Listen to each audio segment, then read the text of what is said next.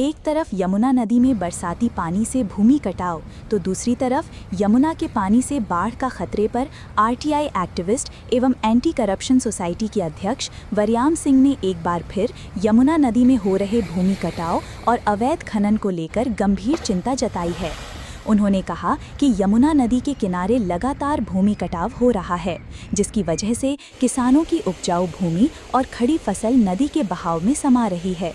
किसानों को भारी नुकसान उठाना पड़ रहा है। उन्होंने स्पष्ट किया कि इस कटाव का सबसे बड़ा कारण नगली पुल के पास अवैध खनन है। यह खनन लंबे समय से चल रहा है और इसकी शिकायत प्रशासन व संबंधित विभाग को कई बार की जा चुकी है। हमने फोटो और वीडियो प्रमाण के तौर पर दिए, लेकिन अफसोस की बात है कि प्रशासन ने केवल कागजी कार्यवाही तक ही खुद को सीमित रखा और ज़मीनी स्तर पर कोई ठोस कदम नहीं उठाया।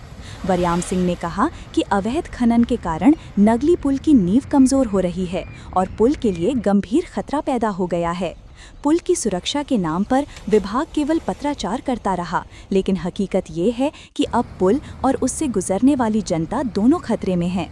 यदि समय रहते प्रशासन ने कदम नहीं उठाए तो ये पुल किसी भी समय हादसे का शिकार हो सकता है, जिससे जान माल का बड़ा नुकसान होगा। उन्होंने कहा कि ये केवल किसानों या कुछ गांव का मुद्दा नहीं है, बल्कि पूरे क्षेत्र की सुरक्षा और भविष्य से जुड़ा प्रश्न है। उन्होंने प्रशासन और हरियाणा सरकार से सख्त कार्रवाई की मांग करते हुए कहा कि तुरंत अवैध खनन पर रोक लगाई जाए और नदी के किनारे कटाव रोकने के लिए पक्के उपाय किए जाएं। पुल की सुरक्षा को प्राथमिकता के आधार पर सुनिश्चित किया जाए।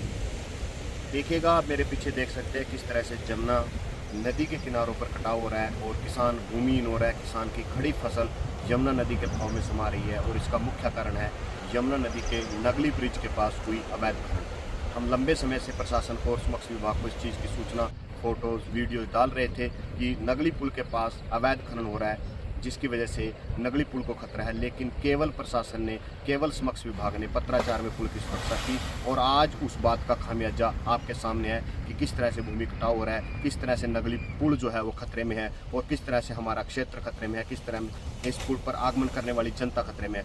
देखिएगा, मैं आपके माध्यम से प्रशासन और हरियाणा सरकार से मांग करता हूँ कि इस नगली पुल की सुरक्षा के पुख्ता इंतजाम करे जाएं। अवैध खनन जिन्होंने भी इसके पास आकर के नियम के विपरीत किया, उन लाइसेंस एजेंसियों के सस्पेंड किए जाएं और मिलीभगत अधिकारियों पर भी कार्रवाई की जाए।